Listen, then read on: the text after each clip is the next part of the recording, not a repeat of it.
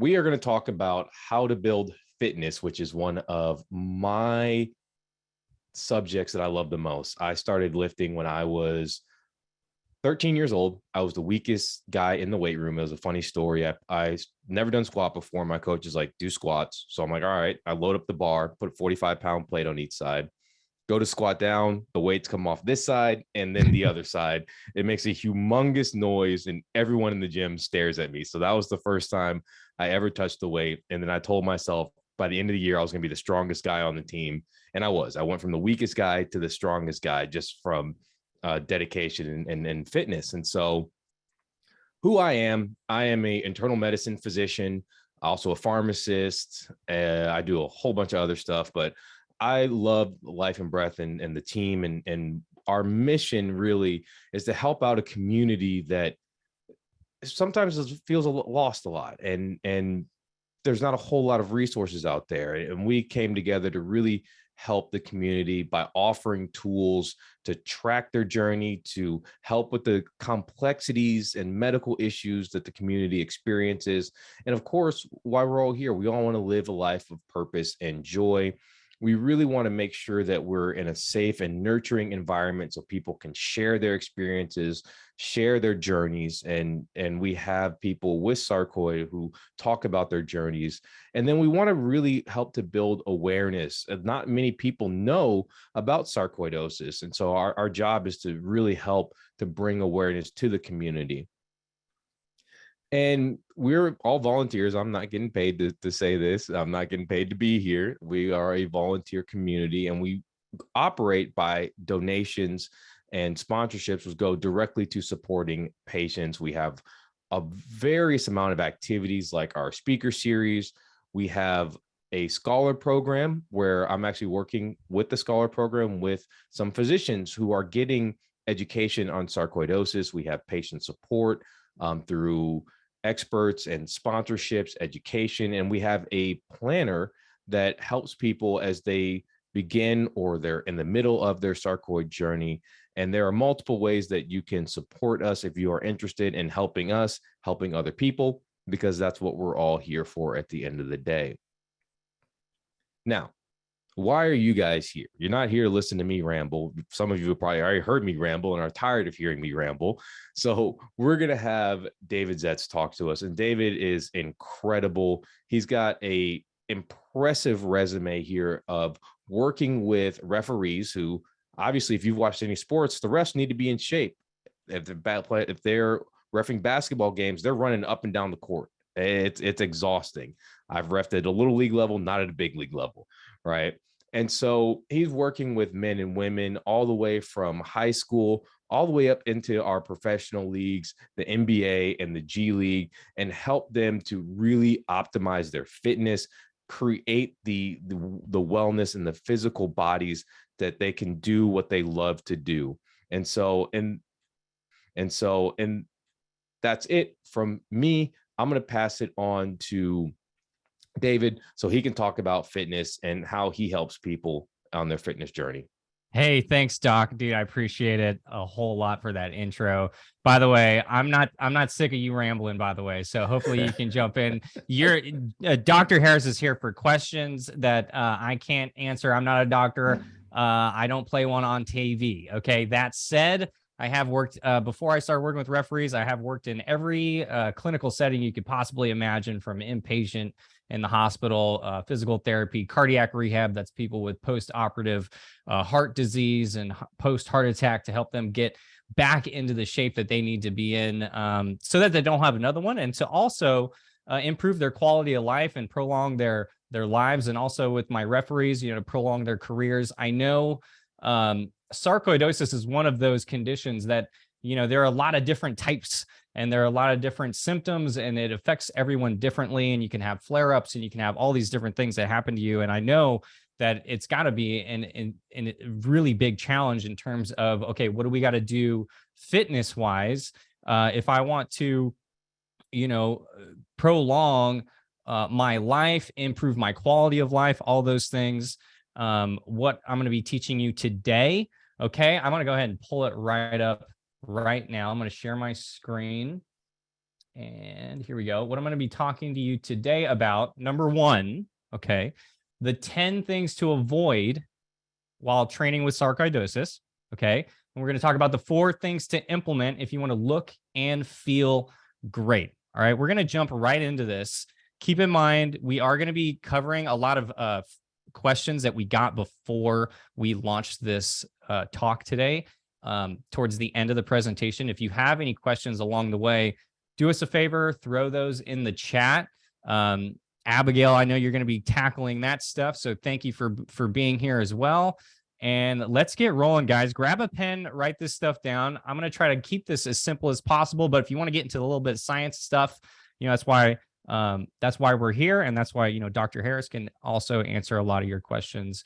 So thank you for being here, Doc. I'll refer to you when we need to. And here we go. So the 10 things to avoid, especially if you want to improve all areas of your fitness and your life. Number 1, going on a diet is something you should avoid. Okay. Why do I say this? Well, I've worked with over thousands of clients and patients over the years. Never have I ever multiplied by 1,000 evers put my clients on a diet. The reason why is because as well as I do, okay, consistency is key, right?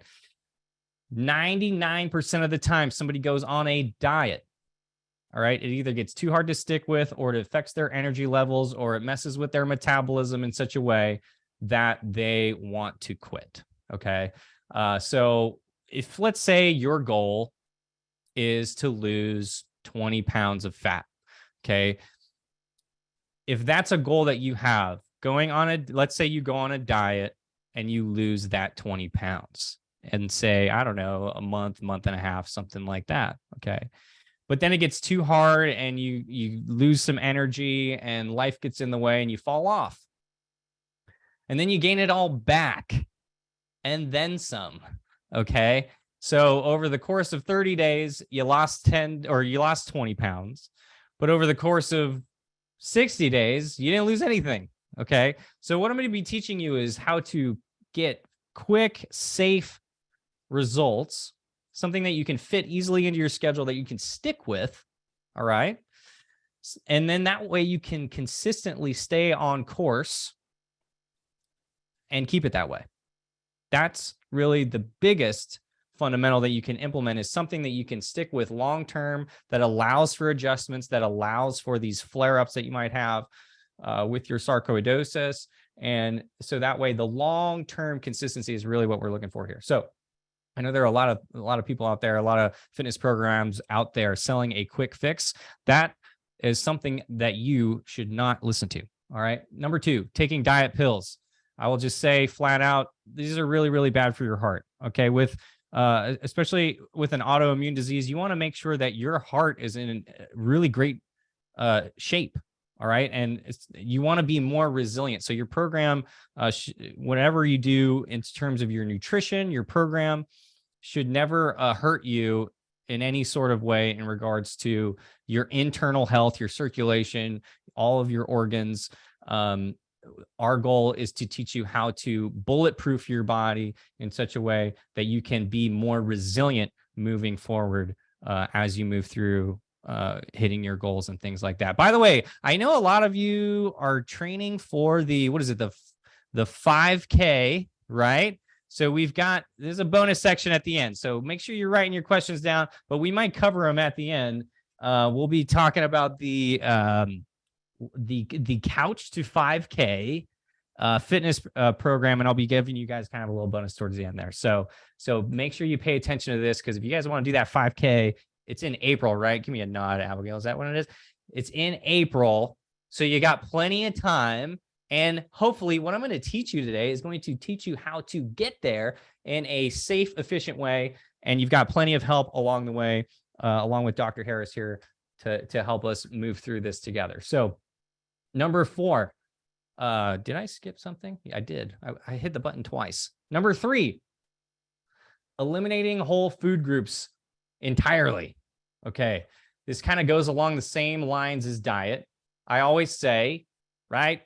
I'm not a doctor. I don't play on TV. If your doctor wants you to eliminate a whole food group, you should probably do what he says. But I would assume that most doctors wouldn't just tell you to do that for any given reason, because you have 3 micronutrients, okay? Macronutrients. You have 3 micronutrients that your body needs to metabolize. Everyone's a little bit different when it comes to their nutrition. But for example, a lot of people think that carbs are the enemy, right? Sugar and stuff like that. That's not necessarily true, okay? A lot of people think that you should just eliminate fats, okay? That's another macronutrient. So you've got 3: carbs, fats. The last one, okay, is protein. And I was going to ask you guys to put that in the chat, but for the sake of time, I'm just going to tell you. Protein is very, very important, especially if you want to build muscle, build up your metabolism. We're going to get into a lot of this as we go. But it's very, very important, especially when you're on a training program, to make sure that you're getting adequate amounts of protein.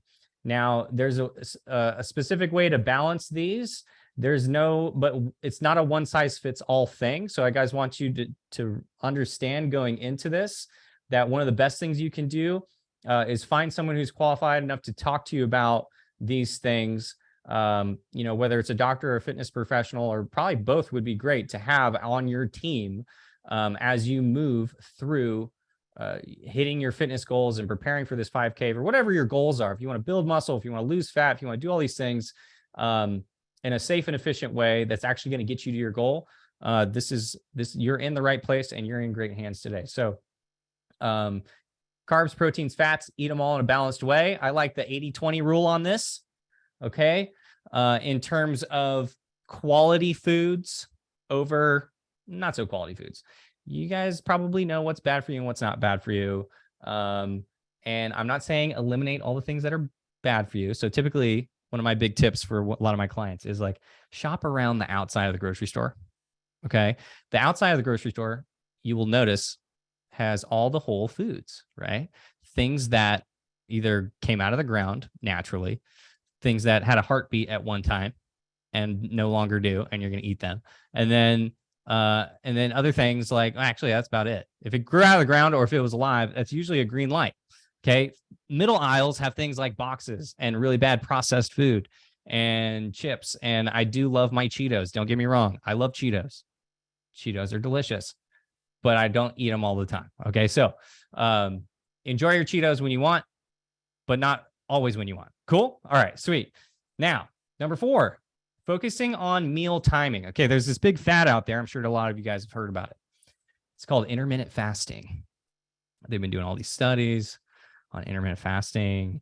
I'm not saying that the studies are not true. There are some benefits to meal timing in certain ways. But here's the thing. If you want to get to a goal, all right, and if you want to start your fitness journey, if you want to, if you've never done a 5K before and you want to do this 5K and you're really focusing on your meal timing, okay, that's not where you should be putting your focus, your time, and your energy. Okay, people have been doing, it's not called intermittent fasting. It's called skipping breakfast. Okay. People have been doing it for years. Okay. I didn't eat breakfast today. Okay. Sometimes I do, sometimes I don't. All right. That all kind of depends on your daily lives and schedules. All right. And it's not something that you need to be focusing on as like one of the most important things to get you to where you want to be. Okay. So focusing on meal timing, that's one of the things that you should avoid just in terms of mindset. We'll be talking some mindset too as we go. And I think that that's very, very important. And one of the things that's always helped me with my mindset, I loved your story, Dr. Harris. I loved your story about when you first started fitness. So they used to call me No Butt Zetts back in the day. No Butt Zetts. And man, I didn't really like that. And I was playing baseball and, I was like, I never hit a home run in my life. And then one summer I went out and I hired a coach and I worked 3 days a week with him to get stronger and faster. And guess what happened the next season? I led the league in home runs. It was insane. Okay. So you can do this. All right. So number 5, working out until you puke. Something to avoid. Seriously. There's no reason whatsoever to work out to the point of puking. Also, I have down here in parentheses, also working out until you are SOB. Now, I know I'm seeing some faces over here on the panel. SOB stands for shortness of breath. Okay. It's not It's not what you think it stands for. It stands for shortness of breath. Okay. Do not work out to the point where you are gasping for air. That is not where you should be. Okay. There needs to be a systematic approach to this. We're going to get into that as we get to the 4 fundamentals, what you need to do. And then know your symptoms too. Okay. Talk to your doctor, know your symptoms. Okay. Make sure before you start any sort of exercise program, you talk to your doctor about what it is that you're planning on doing, because I know there are different stages and different phases and all sorts of different ways that this disease can affect you. Our goal is to make sure that you're more resilient to this thing so that you can do more of what you want and less of what you don't want. Okay. So number 6, doing excessive cardio, or I should say only cardio. When it comes to your goals, I'll tell you a quick story about back in, it was about 20 years ago, marathon runners in the Olympics. And this was only 20 years ago. So this was not really that long of a time. Time flies, you guys. So marathon runners in the Olympics never did any sort of strength exercise because they thought that was going to slow them down. Until one year, the Russians decided to do 2 days a week with their marathon runners. Okay. We're talking big time endurance athletes, 2 days a week. Okay. Of strength training. Just simple, get stronger, progressive overload type strength training. What happened the next Olympics was the Russians absolutely destroyed everyone. It was insane. Everyone was like, what are they doing? And they're like, dude, we just started strength training. So here's the thing. Here's why, in terms of your time, I'm assuming you all have jobs, right? You all have goals. You all have jobs. Most of you have probably families, okay? And you're busy. And so you may not have a lot of time to put into your fitness and towards your goals. So sometimes it's about working smarter, not working harder. And a lot of times, if you do cardio every single day and just to lose the weight, that's a very haphazard way of going about losing the weight. Okay. I'm not saying don't do cardio, especially if you want to run a 5K, right? But at the same time, don't do excessive cardio to the point where you're not checking the boxes, which I'm going to tell you what they are later, of the other fundamentals that you need to be focusing on to have a well-rounded fitness, right? I know Josh is on this call. Josh Polito, I love your story, man. And you're about to do a triathlon. And so Josh here, I know you have sarcoidosis. You are training to do a triathlon.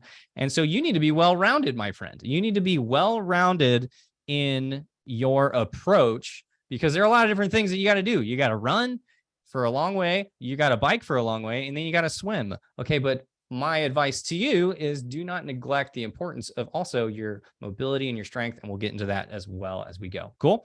So number 7, only training muscles instead of movements. What does that mean, David?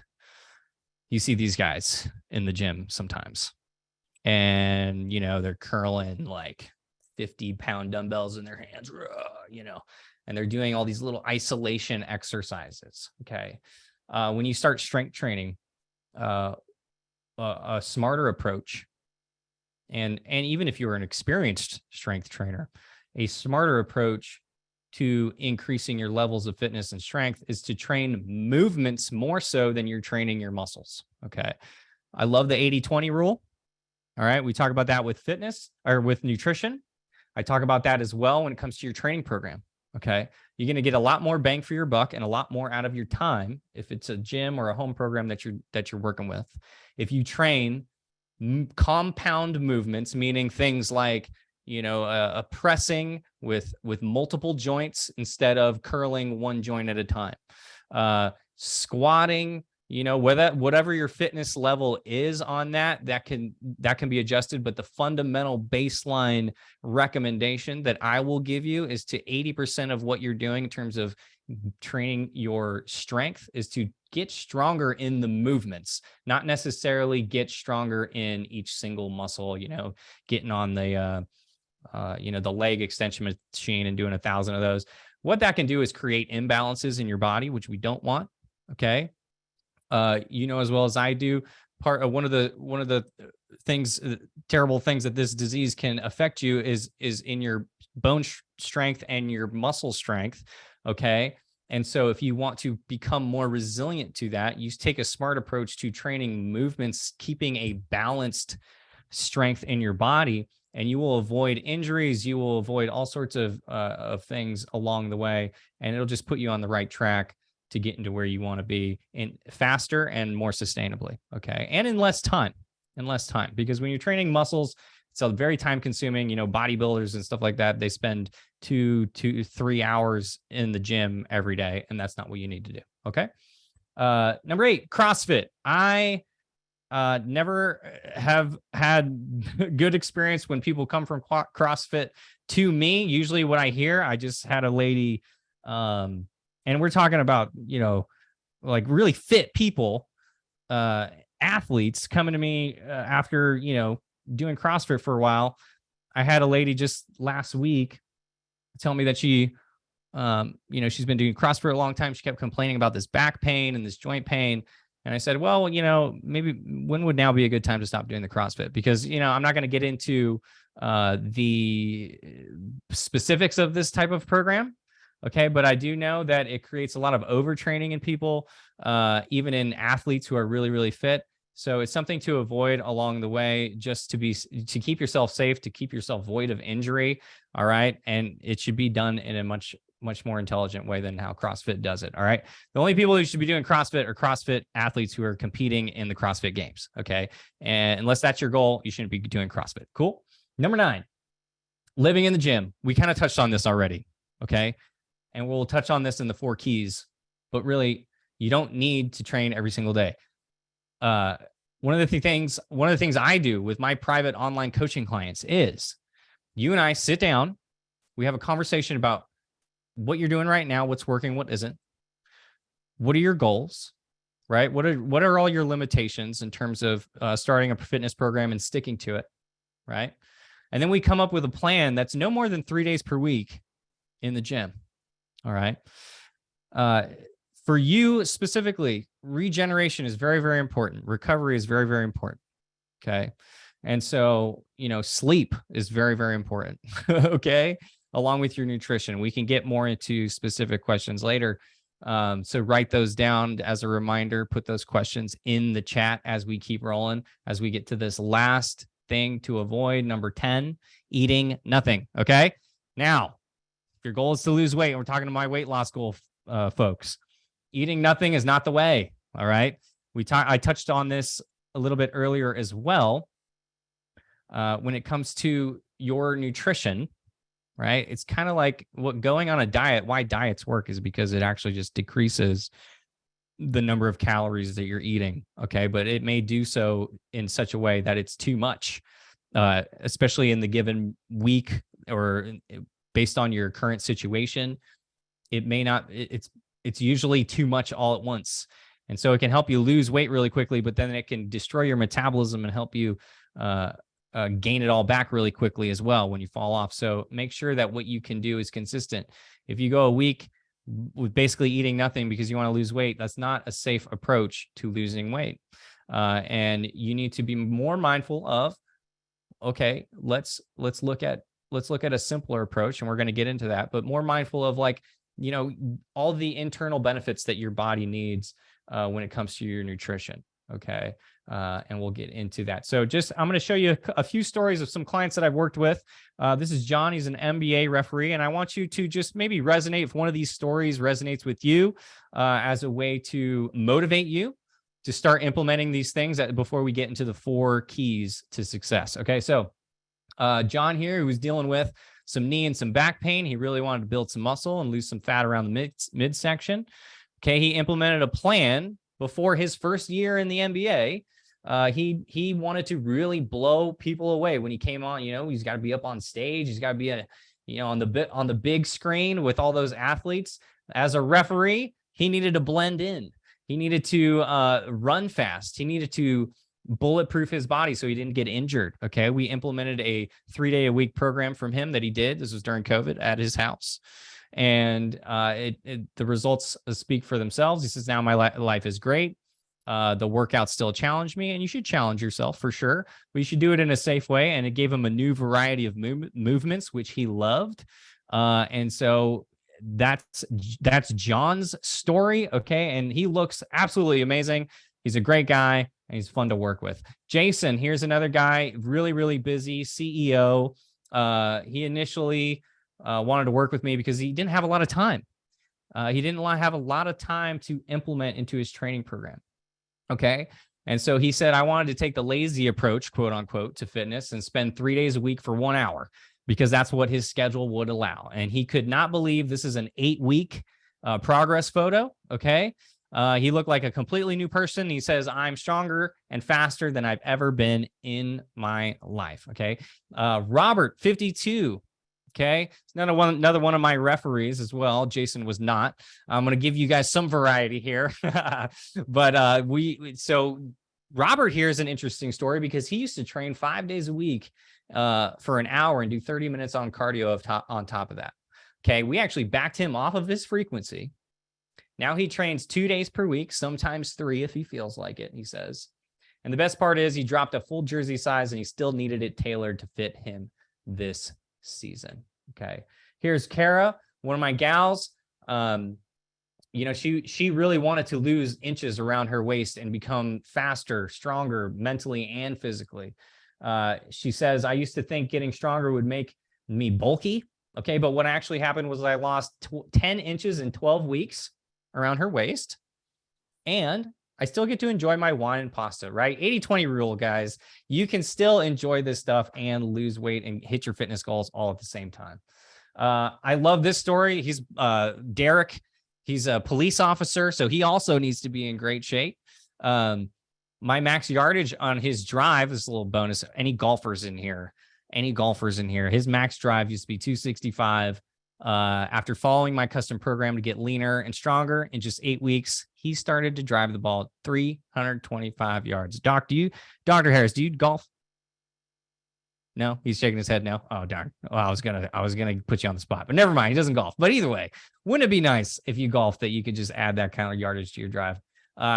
Erin reached a point in her life. She's 48, where her wellness had taken a backseat to her children and career. Life gets busy. I couldn't believe it when I went from 30% body fat to 20% body fat in 4 months, training just 2 days a week, right? Just like those marathon runners. Okay. And the craziest part is I eat more calories now than I did before. How the heck is that even possible? Well, her metabolism increased. So she started with getting stronger.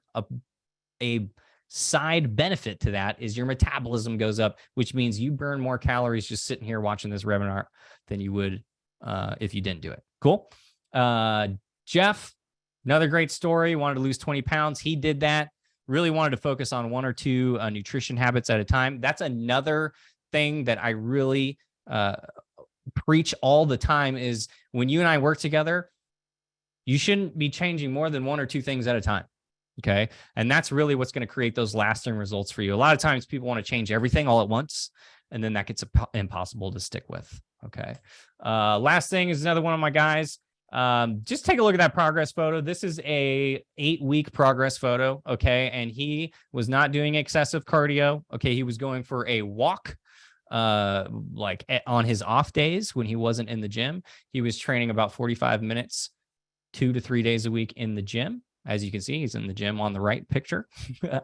And I'm not sure exactly how many pounds he lost, but just look at that transformation. If that doesn't motivate you to start implementing this stuff, then I don't know what will. Okay. So, as we get into the 4 keys to look and feel great with sarcoidosis, key number 1, follow a program specific to you and one your doctor can get behind. Okay. That's very, very important. Like I said before, there are multiple different stages. Everyone's in a different spot. Okay. It's not a one-size-fits-all program. So you shouldn't go sign up for a one-size-fits-all program because you're a unique individual with a unique condition that needs to be addressed appropriately. And so you need to be on a program that's going to meet you right where you are right now and gradually, step by step, week by week, take you to a completely another place. For everyone on this call who's doing the 5K, 12 weeks from now is about when it's going to be, right? Maybe a little bit more than that. 12 weeks is a lot of time. I would like to say, the minimum commitment when people sign up with my online program is you sign up with an 8-week accelerator. Okay. And 8 weeks is a lot of time too. All right. So when we say, we don't go for the quick fixes, I don't know. 8 weeks to me sounds like a pretty nice amount of time where it's like that nice little sweet spot to get you to where you want to be. So you've got plenty of time to start implementing this stuff, you guys. You've got plenty of time to start making some changes, 1 or 2 changes right now, so that you can, by week 4, maybe make another little adjustment. And then by week 6, maybe another little adjustment. And then from there, the sky is the limit. Okay. And I know there's going to be a lot of bumps and bruises and stuff like that. Maybe not bruises, but bumps along the way, right? In terms of like life, and, you might have a flare up, you might have something happen that you might just need to rest, for a few extra days before you get back on. But the best thing about implementing a 2 to 3 day week program is you can move those days around. You can move those days around. If you're not feeling great one day, hey, maybe it's time to just go for a walk that day. Maybe it's time to punt that training session down a day or two, so that you feel optimal when before you train and after you train and throughout the duration of your life, so that you can stay consistent with this stuff long term. Number 2, prioritize your regeneration. I talked about this already. People oftentimes use the word recovery. I like the word regeneration because that is literally what's happening. Your body is amazing at regenerating itself.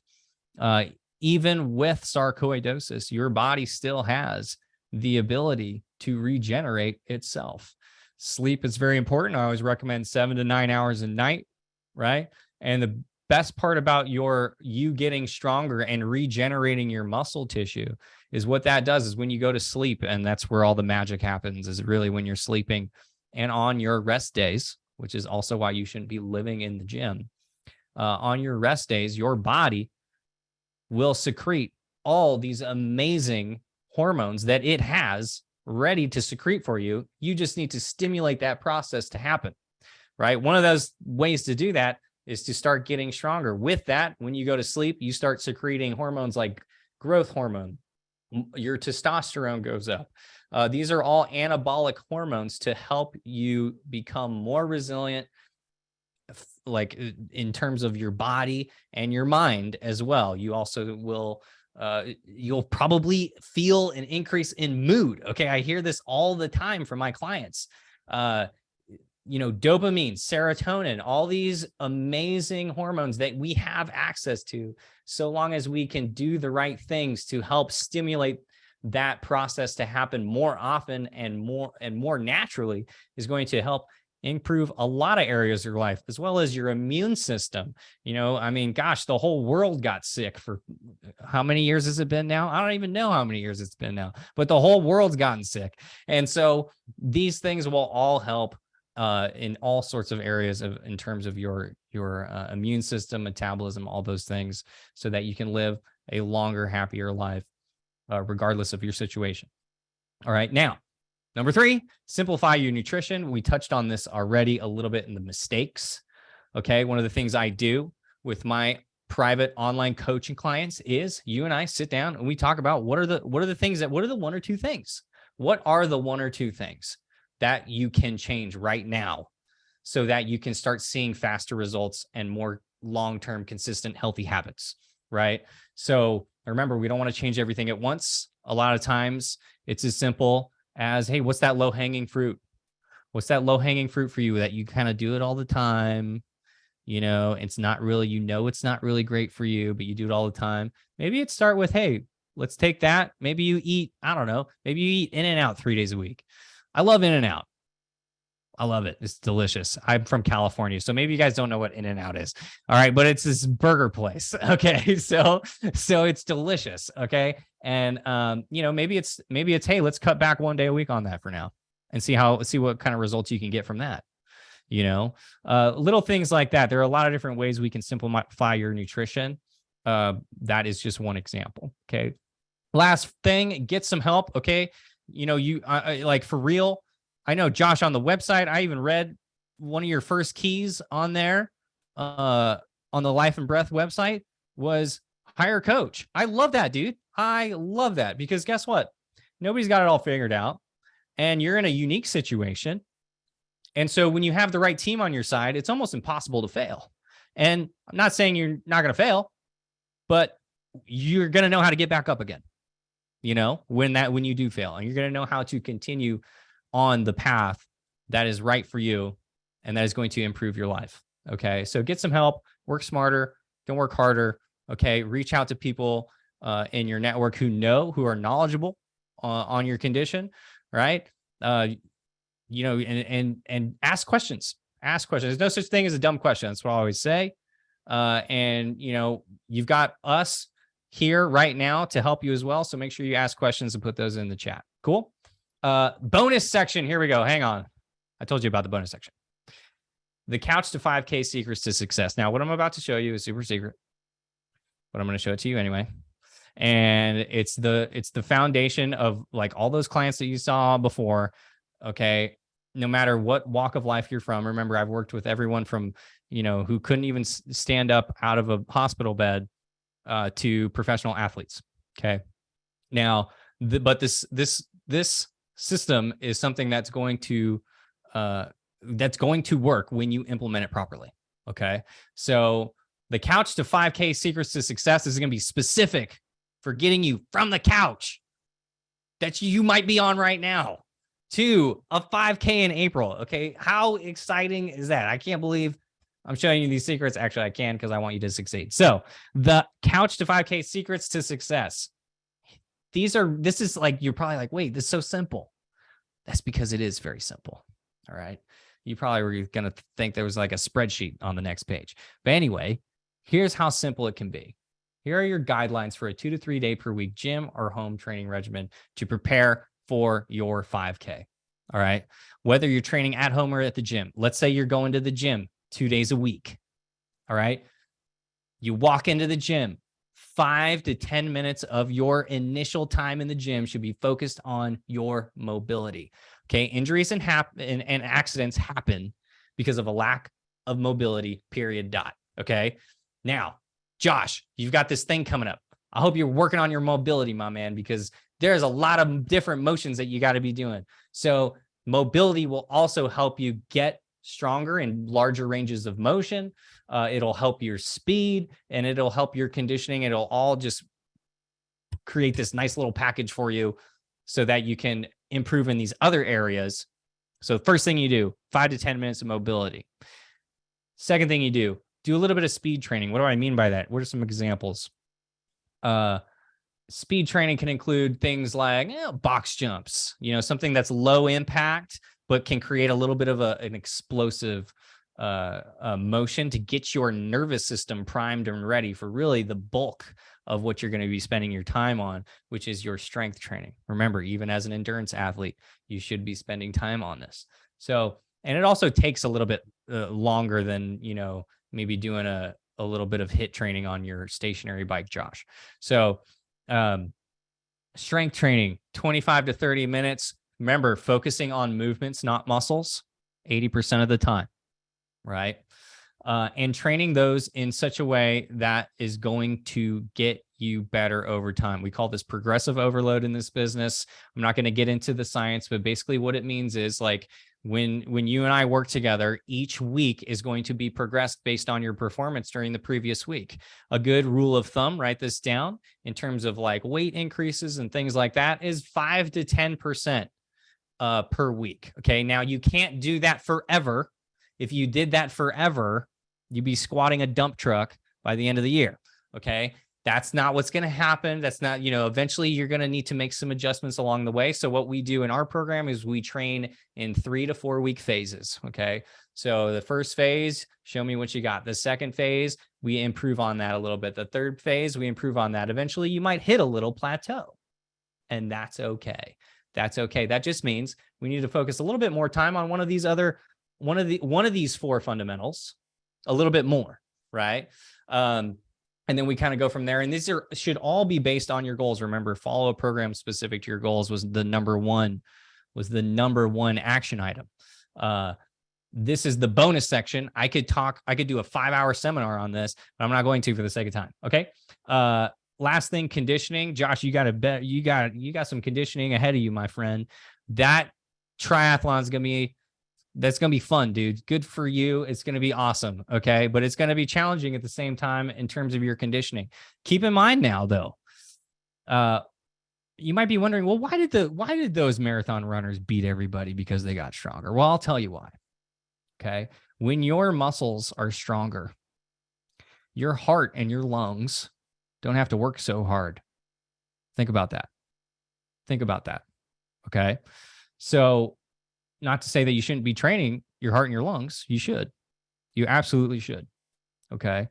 And I know there are different stages of sarcoidosis that, will attack your lungs. And that can be scary for some people. I understand that. And that is something that you should definitely get some help for real. You should have a conversation with somebody so that they know, your doctor knows, and everyone on your team knows where you're at in terms of, how bad your flare-ups get and all these different things that you might be struggling with some pulmonary issues there. And those are all things that should be taken into account. All right. But at the same time, those things can be improved. They can be improved. Okay. Like I mentioned before, I used to work in cardiac rehab. These people came to us. And the General American College of Sports Medicine guidelines, we were giving to them after they had a heart attack. And some of you might, oh gosh, it's very, imagine you had a heart attack and then someone told you, hey, you need to like exercise more. That's kind of a scary thing, right? Because when you have one heart attack, the risk of you having another one goes up tremendously. So, it is something that you do need to do, because what exercise can do for you, both strength training and conditioning and everything that we're talking about, is it can improve your heart strength. It can actually create what we call collateral arteries, which are basically more arteries that grow in your heart so that you can actually have more blood flow there. Same thing with your lungs. All these bodily processes can happen to all of your organs when you live a healthier and stronger and more conditioned lifestyle. Is your vascular system will develop even more, and you can continue to improve that, right? The blood flow to your lungs can improve as well. And all those things are going to be deterrents to what sarcoidosis is trying to do to you, really. And so so everything that we're giving you today are the tools, and basically to give you the army that you need to fight this thing off so that it doesn't affect you so much, And so hopefully it doesn't affect you at all. And that can happen too. I've done a lot of research on this disease in the past month, and I'm telling you, this is one of the best things for you when it comes to improving your quality of life. Okay. Now I'm going to open it back up to Doc, because I know we had some questions before the presentation, and I'll open it back up to Abigail as well, because I know you were taking care of the chat. But now is the time to answer some of these questions. I don't know, Doc, if you want to like tag team on some of this stuff. If you have any questions for me, I probably have some questions for you too. So we'll kind of open it up there. Does that sound good? I need to take a drink of water. Yep, sounds good. I know. I think there's a couple questions. What do you got so far? Let's see. Chat. Let me bring this up here. The first one, I want to know if any supplementation helps with pulmonary sarcoidosis with cardio and weight training. And does exercise itself help with exercise tolerance and lung function? So I'll start with the supplementation. This is something that people always go to first. I always say supplements are just that. They're supplements. Yep. They're not going to replace the lifestyle interventions. Now, if you look at sarcoid, there's not a whole lot of data on supplementation. And we have a whole talk on this, possibly vitamin D, possibly vitamin D. I say possibly because some people shouldn't have vitamin D. The other thing is quercetin. And there's some studies with quercetin showing that it helps. Now, as far as exercise supplementation go, just keep it simple: whey protein, creatine, right? Those are, if you want to start somewhere, cheap, highly effective, and there's a great safety profile. Yes. And Doc, by the way, I know I've been talking about him, but let's introduce, before we get more into these questions, let's introduce Josh Polito, everybody. You want to, I'll go ahead and introduce him. All right. So, and then we'll get back to the questions. Sorry about that, Doc. Here we go. So Josh, are you on? How are you doing, man? I am on. How's it going, guys? Dude, so I know I've been talking about you throughout this thing. So Josh is everybody I've been picking on during this presentation because he's doing this triathlon. Also a fellow with sarcoidosis himself. How many years have you had sarcoidosis? So I'm going on my third year. I was diagnosed July of 2020. Wow. Yeah. Yep. Yeah. So we're gonna go ahead and open it up to you. I know Abigail, you were gonna say some things, right? Yeah. So again, I'm Josh. I have sarcoidosis. I was diagnosed in 2020, and 2 years after I was diagnosed, I got a little crazy, and I got a little sick and tired of feeling sick and tired, and I decided to take matters into my own hands. And I signed up for a half marathon without. So awesome. Yeah, it was awesome, but it was also scary because I had no idea what I was getting into at the time.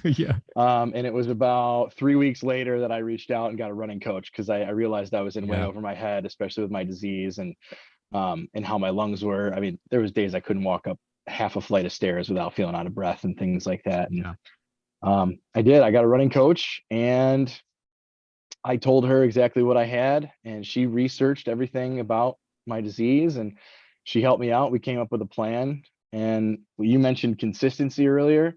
That is very true. And I would say that for someone like me, consistency on the days that I could be consistent. Today's a perfect example, actually. I was supposed to go to the gym today, and I had to call in a day off just because of how my body and my lungs were feeling. So consistency on the days that you can be consistent is key.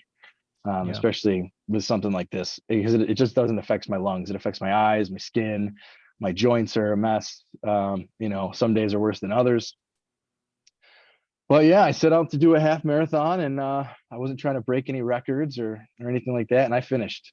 You finished. I successfully finished, crossed the finish line, hug and kissed my wife right after because it was a big day. And then I think it was about 6 hours later. My wife carried me from the finish line to our car, and then from our car into my house. I was shot. My legs were a mess. My lungs, it was raining. I was also just getting over the flu. I got the flu about a week before, so I was kind of getting over that. And I was determined, and I would not recommend that to anybody. Do not do that. Do not do what I did. I told you I was a little out of my mind.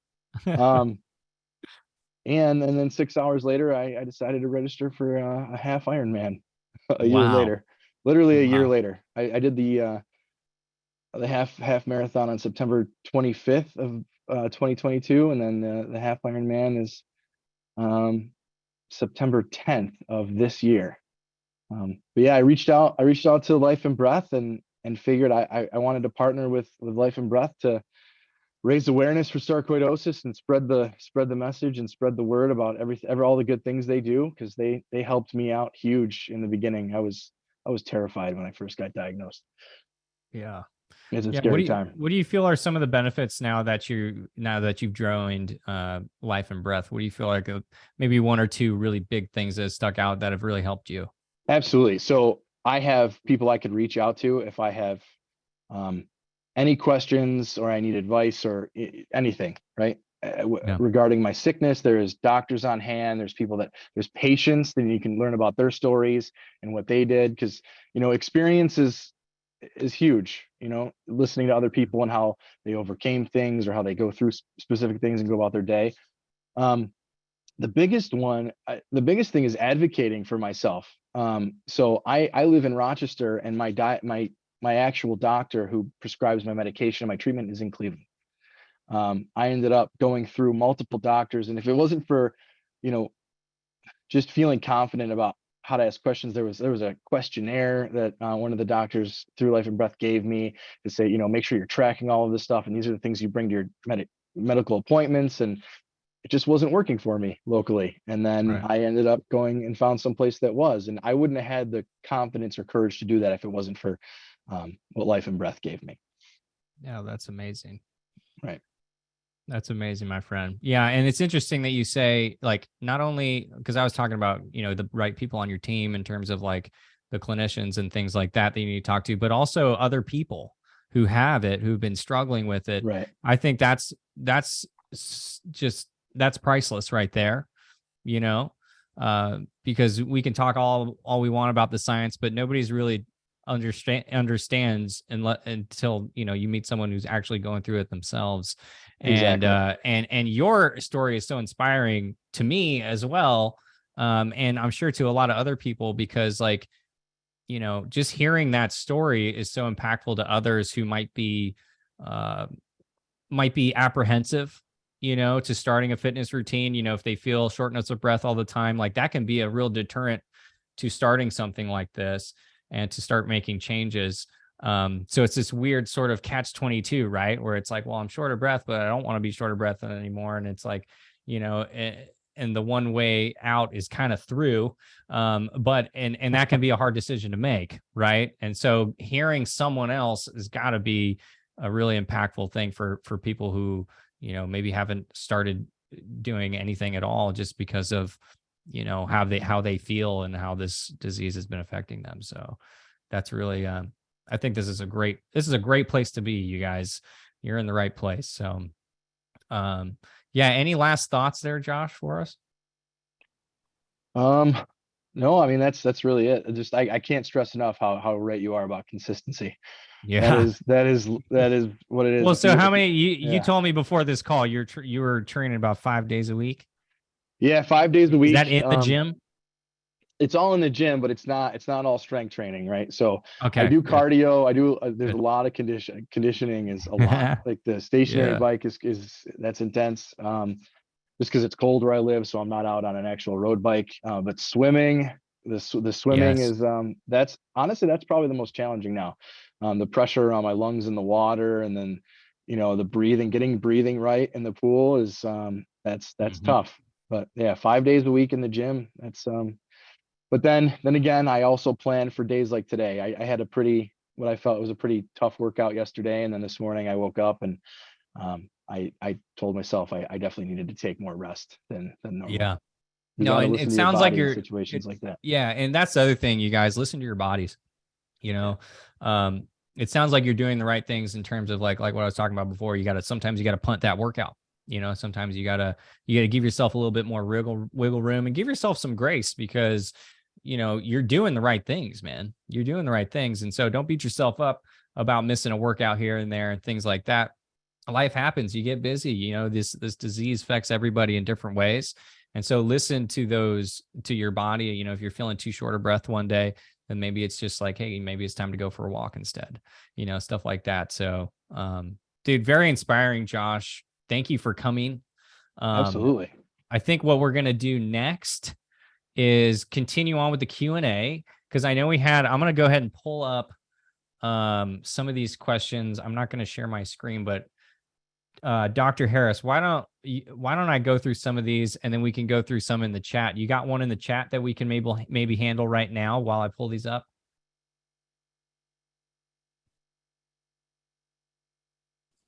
There was a question in the chat for Josh. How do you keep that consistency? So we with sarcoidosis, you have good days and bad days, right? Me, I would say, you know, every day is pretty tough, right? But there are days that are better than others. On those days, you really have to capitalize your time. And if you have a plan and you have a goal in mind, on the good days, you have to capitalize on the time that you spend working on whatever it is you're working on towards achieving that goal. So that way, when the really tough days come and you have to take a break, like myself, like I did today, you know, you can, and then work on having more good days. Yeah. That's the best way I stay consistent. Because it's tough. I mean, Does it, you said before you hired a coach too, right? Yes, I have a Does that help? Does that help you with Oh, consistency? 100%. I always say, you know, workout yeah. partner or having a coach in general is like having someone who's like, who's there, you know, Yes. as a part of your program that can help you stay consistent as well. You know, in terms of, you know, like if it's just 2 or 3 days a week. Yeah, but dude, good for you. Like you're training a lot, dude. A lot. You You talked about diet too. I get help with that. I sought out a dietitian, a certified dietitian. Yeah. Because I didn't realize I you know, going into a triathlon situation, you want to make sure you're fueling correctly and all of those things. So I wanted to make sure that I found out I wasn't eating enough food. Yeah. And my body was literally starving. And yeah. And that's the thing, like, you know, don't skip breakfast. Don't do those things. Like make sure you are fueling your body so that it has what it needs when you're trying to perform. And I actually started feeling a lot better once you started putting enough food into your body. Food is fuel, my friends. Yeah. It's awesome. And motion is lotion. Let's see what else. We got another question here. Let me see some of these questions we got before. So one of them was, maybe you can answer this one, Doc. How do you know the boundary between inflammation causing exertion and pushing harder? I'm not sure if I totally understand that question. Do you understand that question? Yeah, I think this is the old thing of like when to push and when not to push, right? Okay. And I think that comes with time and really being honest with yourself. Because a lot of the times when we think we shouldn't push, we actually have more to give, right? It's just we don't want to. So we don't want to, and then we say, no, I can't do it. And then there are times when, as you know, start to learn your body, you start to realize, no, this is actually a hard stop, right? And that's different for every person. It comes with that consistency. You realize what is a push for you and what's a hard stop. I don't really have a defined system for how you learn that. I think it's just as you learn more about yourself, right, and be honest with yourself. Like ask yourself, is this a hard stop because I literally can't and shouldn't, or because I don't want to? Right. And when you ask yourself those questions, you begin to figure that out. That's so true, Doc. I mean, that you could just leave it there, because I myself too, like, I don't necessarily like going to the gym every day. Okay. You know, so having that discipline and that, but then also knowing where that line is, I think it just comes through experience and comes from finding the right help too, so that you can have someone in your corner so that you can ask those questions like, hey, I'm feeling this, you know, or you talk to Josh, you know, or you talk to me, or you talk to Dr. Harris and you're like, hey, this is what I'm feeling today. Like, should I go through with this? Is just, you know, should I go 50% today? How should I tackle this? Just to help you with a little bit more direction as you go, as well as staying consistent and learning from your experience alone. Second question: consistency is difficult when I get fatigued or I have a flare up. Do you have any suggestions to help me stay consistent? We kind of covered that one. Accountability, right? Knowing your boundaries, knowing when, hey, maybe you should back off 70% today, not go so hard, right? All these things that we've talked about today, I think, answer a lot of these questions. The next question is, how do you stay consistent when your disease isn't? I like that question. I think we kind of covered that, but Doc, do you want to add any more to the consistency piece? Yeah, you're flexible in your plan. Don't be rigid. Yeah, there you go. Right. Because so I'll use my example. I've had back pain since I was 13. I've had sciatica since I was 13. And some days it flares up really bad. Some days it's not. And so if I'm planning to do a heavy deadlift that day and my back's flared up, I'm not doing a heavy deadlift that day. All right. I'm going to do something else and still get some work done, but I'll modify it. So, and I think that's everything in life. Life is not going to be consistent. It's never going to be ideal. You just have to be flexible and say, Instead of saying, what can I do? Say, what can I do? And if you ask yourself empowering questions, your brain will figure out what you can do instead of saying, I can't do this. And then your brain reinforces why you can't. Yeah. Yeah. A mentor of mine always said work-life balance is a total myth. So same goes for like your fitness routine, and like nothing's going to be perfectly balanced ever. That's just life. And, but learning how to do that, and stay consistent in the long term. I think also just looking at it long term, because we're always thinking, oh, if like, even if you take a full week off once every 12 weeks, you still got 12 weeks in, And so thinking about it in a longer term approach instead of like, oh, I just need to like get better today, because you're going to have good days and bad days. And one, I call it the 5 workout rule. And it goes like this. In every 5 workouts, 2 or 3 of them are just going to feel like you're clocking into work. One of them is going to feel like you wasted your time and you felt awful and your performance was way down. And then the other one is going to feel like you're Superman, So take that 5 workout principle and apply it to what you're doing fitness wise, and give yourself some grace on the days that you don't feel great, so that you can get up and do it again, maybe a couple of days later. Next question. I was diagnosed with pulmonary and bone marrow sarcoidosis in 2005. I'm 67 and I do cardio and weights and want to know if it's beneficial. Doc. Yeah. I mean, there's, unless, I always tell people, unless you physically can't find a way to move your body, like no matter what, even if I got paralyzed tomorrow from the waist down, I'm finding a way to move my upper body. If I got paralyzed from the neck down, I'm finding a way to move my head, right? I'm going to find a way to move my body in a way that I can. And so, as long as you're safe, it's effective, you're feeling good, you're having your ups and downs, but you're overall safe doing it, there's no reason to stop. Yeah, no, I like that a lot. I know I can capitalize on that too.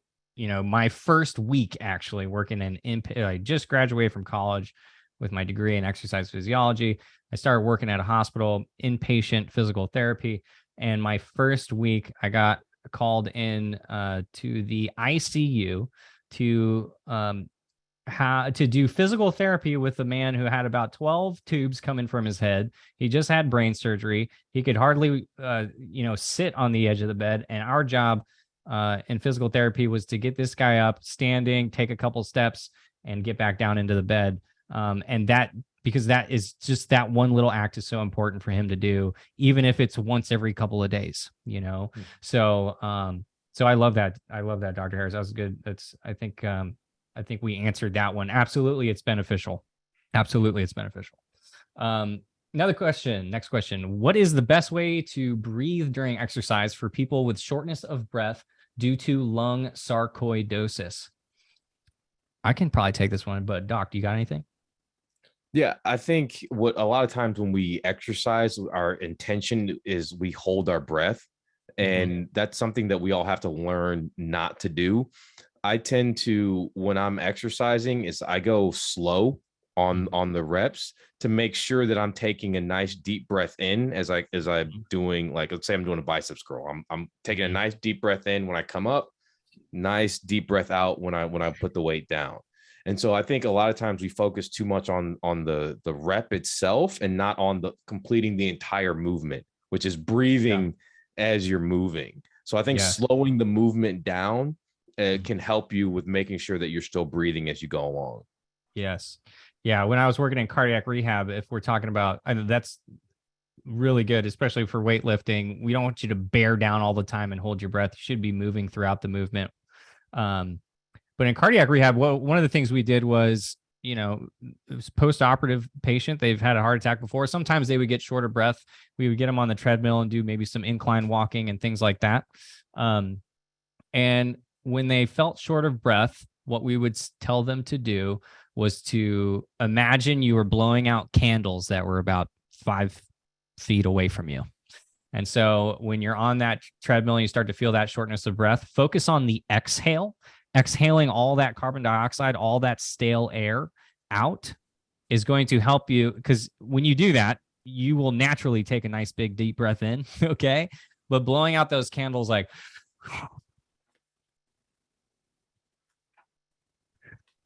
nice long exhale, like you're trying to blow out those candles. And 9 times out of 10, it would eliminate that shortness of breath in a couple of breaths. Okay. Because it'll allow a lot more oxygen absorption into your lungs when you do it that way. Next question. How do you know when you are pushing or training too hard that it becomes detrimental? Dr. Harris. Yeah, it's a discomfort versus pain thing, right? If I'm a little uncomfortable, my muscles are a little tight, I'm okay.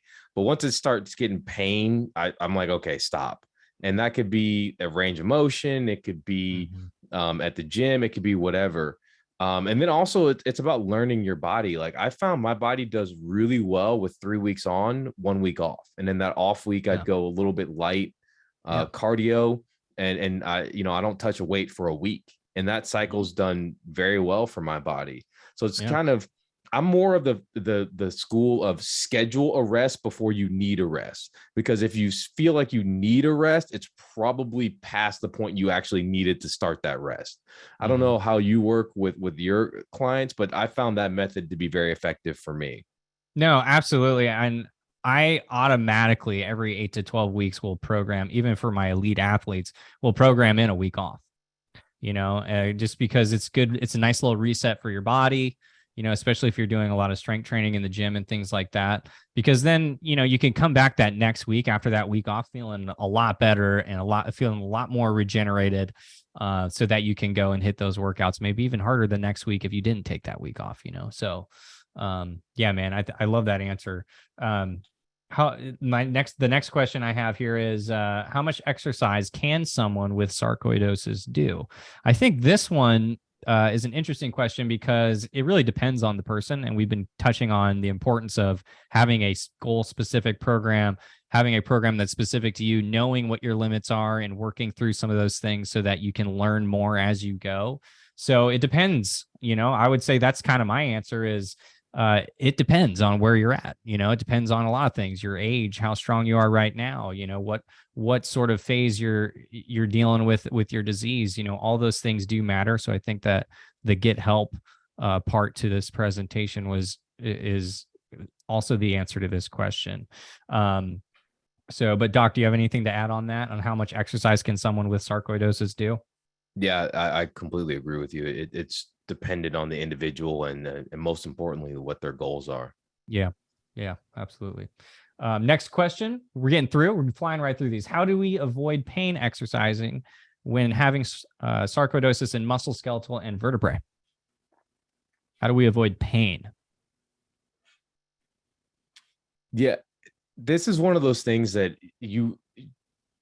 as you go on, you learn your biomechanics, right? And I've learned over the years that there's certain exercises that I just can't do. I've tried very different variation forms. For instance, I can't barbell bench.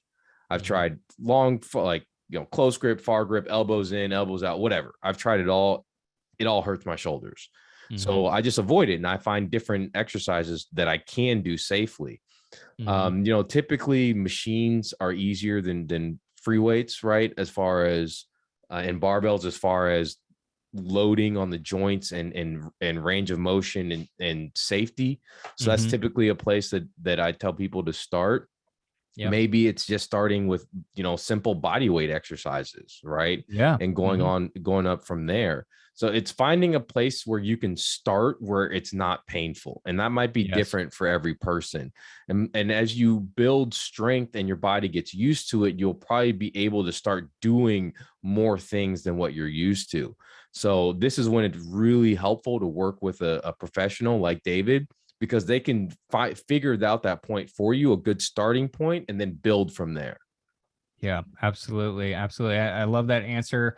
I don't have anything else to add from that answer because a lot of these things do depend, but avoiding pain, just keep in mind too, depending on where your pain is, you can do certain things to help with that. You know, like a lot of times if you have some pain in your spine, I'll just give a couple of tips right here. One of the best ways to protect your spine is to get stronger in your back, in your glutes, and in your core. Okay, because those are the things that are surrounding your spine. And so, you know, having an intelligent approach that's going to help you strengthen those areas is really what's going to help reduce your pain in the long term. So, yeah, that's a really good question. Whoever submitted that one, that's a really good question. Next question, ways to, this is some high level question right here. Ways to improve VO2 max for endurance cycling. Doc. Cycle. Yeah, there we go. That's pretty much the answer, right? And like you talked about the progressive overload, like if you're trying to improve your VO2 max, it's about intensity, right? You're not going to get an improvement in your VO2 max if you're just kind of like, you know, going and you're going still for talking a jog. and going for a jog, going for a walk. Yeah. Right. You want to improve your VO2 max. You need to feel like you gave everything that you had during that exercise. So you might be doing more higher intensity with less frequent training. If you're trying to do that, that would be my recommendation there. But, you know, again, it's all about what your goals are, right? Absolutely. So you're gonna have to schedule those higher intensity sessions. You're probably gonna have to schedule more recovery and more rest time as well. Yeah. Whoever submitted that answer, I'm sure their goal is to improve their VO2 max. No, I love that. No, absolutely. Cycle more, high intensity interval training, short bursts will help improve your VO2 max. For those of you who don't know what VO2 max is, it's basically how much oxygen you can consume, you know, you can absorb through your lungs at any given time frame. Am I messing this up, Doc? Help me. It's been a while since I've been in school, but that's basically what VO2 max is. It's like how much oxygen consumption your body can absorb through your windpipes. So you gotta do some HIIT training. So short bursts of like 5 to 10 seconds at a time and resting for a minute to a minute and a half, and then doing it again, doing 5 to 10 rounds of that. Something that's very, very effective that I put in all of my pretty much no matter what your goals are. I think that it is important to continuously train your cardiovascular system in that way. And it's a way to do that in a shorter time frame for people who are really, really busy. Like, you're going to get more bang for your buck when you do 10 minutes of HIIT training than you would 45 minutes of going for a walk. So something to think about there. But how do you deal? Next question. We got 3 more questions. How do you deal with pain in joints after exercise? This is a very broad question, but Doc, what do you got? How to deal with pain in joints after exercise? Yeah. So I examined what exercises did I do first, right? Perfect. And what's causing the pain. This is like we talked about with bench. Like, I feel good when I bench, I hurt afterwards. So I was like, okay, but I need to stop doing bench. Those problems went away. Then it's like, okay, am I doing enough functional movement, right? Am I preloading the muscles correctly? Am I warming up correctly, right? So those are the things I look at. And then it's like, okay, if it's just general soreness, am I eating enough protein? What am I doing to replenish my muscle glycogen? Am I getting enough sleep? Right. And then I can use things like, infrared sauna or sauna use. And some people like cold therapy afterwards for muscle recovery, even though the data on that's not great. Right. Some people swear by it. Right. If it helps you, cool. I'm not going to tell you not to do something that helps you. So those are the things I look at. Yeah. Absolutely. And, a good rule of thumb when it comes to mobility and, injury reduction or pain reduction, before you work out, your mobility routine should be something that's not so static, meaning you shouldn't be just hanging down and stretching your hamstrings for 2 minutes. That's something that you can do. Static stretching and things like that is something you should do post-workout after you've warmed them up and worked them out. Doing those nice long sort of sit and breathe yoga, things like that, sort of like while you're sitting in a position for a long time and stretching. That should be done after you've worked out. Before you work out, more dynamic stretching is going to be most optimal to get you warmed up. That's the whole purpose of that mobility in the beginning. Like I showed you in that template, that 5 to 10 minutes of mobility is going to be things that just moving your joints, right? Motion is lotion, right? Moving those joints, moving your spine, feeling good, foam rolling. I am a big advocate of foam rolling. Even before and after you can foam roll. But yeah, those are the rules of thumb. Dynamic stretching before and static stretching after exercise. Second to last question. The best, this is a good one. The best exercise for sarcoidosis, straight into the point. I'm going to tell you that I'll answer that. Doc, actually, I want to put it on you. Doc, what's the best exercise for sarcoidosis? The one that you'll do. Yeah, exactly. Yes. Yeah. How did I know you were going to say that? Yeah. Do what you love for real. And if you don't love it, find ways to love it because it's just going to improve as you get moving through it. You may not like it at first, but as you get to start to see the results, you're going to start loving it. You're going to want to get into the gym. So, and I was going to answer it like, the best exercise for sarcoidosis, I guess doesn't necessarily exist. That's kind of the point there. It's the one that, you find most suitable, that you can do consistently and that you like to do. And something that's going to get you the results you want, I would say is the other part to that answer. Those are going to be the best things because those are the things that are going to keep you with it. Things that you like, things that are going to get you results, things that are going to make you feel better, look better, all those things is what the best exercise is for you. Last question. How to live with and try to keep somewhat of an exercise regimen, all while dealing with fatigue and pain. We've been talking about this the whole time. But Doc, I'm going to let you answer this one to wrap it all up. How to live with and try to keep somewhat of an exercise regimen, all while dealing with fatigue and pain. Yeah. And overall, if you look at the data, exercise actually brings you energy, right? You expend energy to get energy. Right. Yes. And just start off graded and small. And I think over time, you'll see your fatigue and pain overall intensity will lessen. Like you'll still have flares, right? Anybody who has any type of chronic condition knows that you'll still have flares. Not everything will go perfect, right? But if you just stay consistent, you remember your goals, you have the discipline, and overall, I think things will get better. And then it's knowing, like we talked about, when's the line? When's that hard stop? You got to have a hard stop. For everything in life you do, you have to have a hard stop, right? And so that's also when it comes to this as well, knowing your hard stop. Absolutely. Thank you, Dr. Harris. Thank you, Josh Polito. That concludes our I call them frequently asked questions. It was what you guys submitted before the webinar. So hopefully we answered all your questions. Do we have any more in the chat potentially that we need to address? No, Abigail, you good? You feeling good? You got more? I'm watching your head nods on this. Let's see. Thank you guys. Oh, go ahead. Sorry, there's still 2 in the Q&A. Oh, let's tackle them. What do we got? Would you read them for us? Yeah, first one, I was running well in 2007 when I was diagnosed. Now I don't run as well, but I try. My joints hurt and breathing isn't as good. I have good shoes, but I don't know how to get back to better running. Any advice? Yeah, that's good. That's a good question. So he wants to get back to running. And what was the first part of that? Basically I was running well in 2007 initially, and then now they're not running as well because of joint pain and the breathing issues. Got it. All right, cool. So a lot of parts to that question. I would have some more questions before giving any recommendations to that. I would want to know, some general history, like that's one of the things I do with all the clients that come into my program is we talk about all these things so that you can,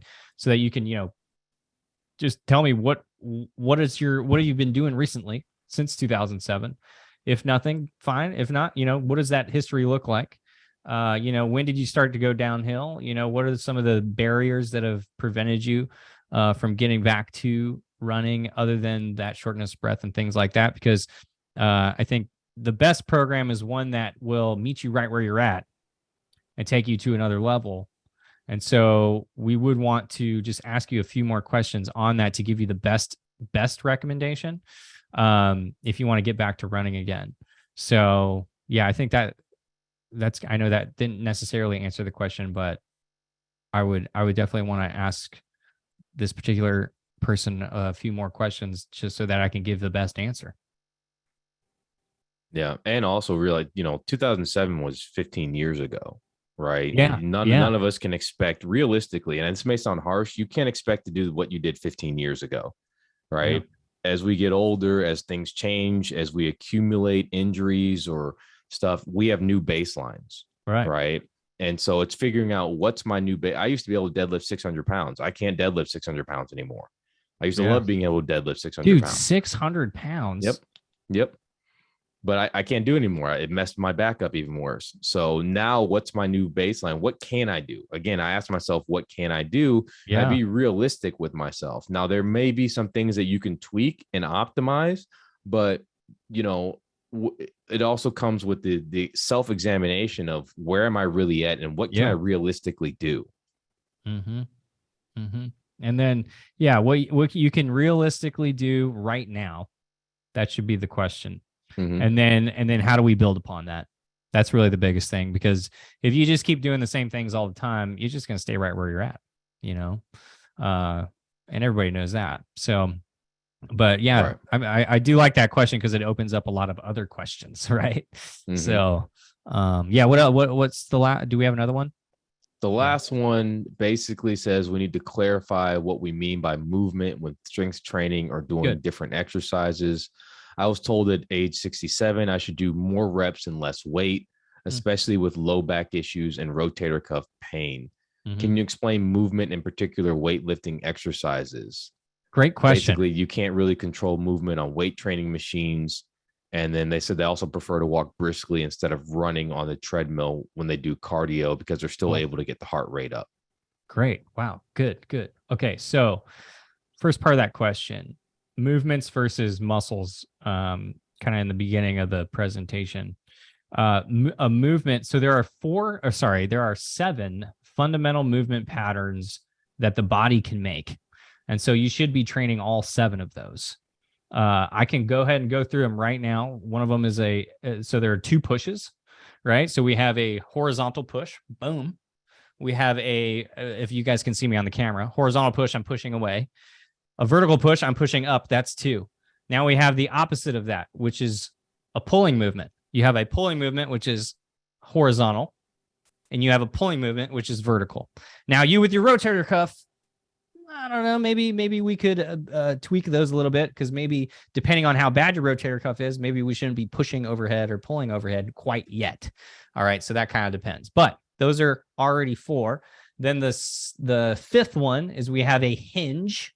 All right, so a hinge movement is something like you were talking about, like you deadlifted 600 pounds, Dr. Harris. That's pretty impressive, by the way. That is a hinge, a deadlift. So there are a lot of different ways that we can play with that movement. We can do it on 1 leg. We can do it on 2 legs. We can, there's a lot that goes into the program. I'm giving you guys some 401 level stuff right now. But anyway, that's a hinge. And then we have a squat. That's another fundamental movement that the body can make.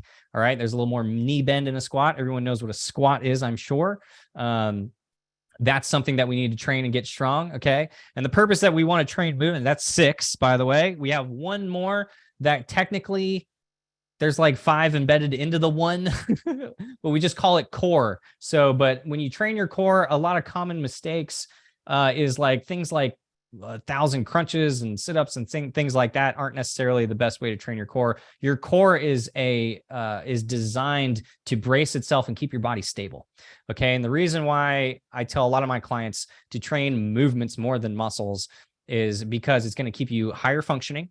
Right. It's going to be more applicable to the daily life stuff that you got to do. Maybe you got to pick up a ladder. Maybe you got to go get your groceries. Maybe you got to, carry a heavy thing in one hand. What's doing the protection of your spine and your joints, all that is really mainly your core.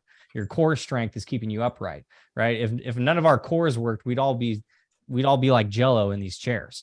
Okay, so training what we call anti-movements is really the key to getting your core really, really strong. And the cool part about it is too, like when you implement more compound movements, like these movements I'm talking about, you're kind of forced to use your core when you're doing those movements, okay, rather than sitting on a machine or things like that. But it all depends on what level of fitness you're at currently, right? If you're not ready for something like that, it's not something that we're going to give you right away, but we can build you up to that point. But really, it's going to keep you more functional. Things like lunges, staying on your feet, right? Not using the machine so much, not doing 1,000 bicep curls for an hour because, I know girls love curls, but like you can get huge biceps by doing things like chin-ups and lat pull downs and things like that as well, while also strengthening all your other muscles. And so the reason I say train movements, not muscles, because when you train muscles, oftentimes you miss movements and you create imbalances. When you train movements, you don't miss muscles. It's impossible. It's impossible to miss muscles when you train movements. It's very possible to miss the movements when you train just the muscle. Hopefully that makes sense. But yeah, good question. That's a loaded question, but it was a good one. Was that our last question? That was the last one. Dude, awesome. Josh Polito, again, thank you so much, man. This has been awesome. It's good to meet you. I consider you a friend now. You as well, Doc. And thank you for bringing me on today. I hope we covered as much as we possibly could in the hour and 26 minutes we've been on. So thank you all very, very much. And I hope to talk to you all. By the way, if anyone wants to reach out, if you have any questions for me, you can reach me at coach@davidzetts.com. I'll put that in the chat. And then Doc, I'm assuming people might have questions for you. Coach, oops, I'm spelling coach wrong. Hang on. At davidzetts.com. That's in the chat. Oh, Abigail did it for me already. And then Doc, we've got his email in there as well. Dr. Harris at theghwellness.com. Did I do that right? Yes, sir. Awesome. This has been fun, guys. Thanks a lot. All right. Well, I guess we'll sign off. We've got another webinar coming next month from some rambling doctor that you may or may not want to pay attention to. We're going to talk about one of my favorite things, and that's CBD. So should be a great talk. Oh, I'm coming to that because I just took some of that today. So. Oh, yeah. I take it every day. Heck yeah. So right. we'll talk about CBD, what it does, what it doesn't do, and chop it up some more. But thank you, David, for coming on the show. Josh, you're an inspiration, man. Keep it up. It's been awesome getting to know you and watching your journey. Thank you, Sean, for the reason for the season, the man who brought everything together. And Abigail is just wonderful. There's not enough superlatives in the world to describe Abigail and everything that she does to keep this show running. So, yes. And thank each and every one of you for being here. You could be anywhere in the world, but you listen to us ramble about fitness, which is obviously something that we love. So, all right. Yeah. Peace, love, and blessings, everybody. Thanks, guys. Thanks, Doc.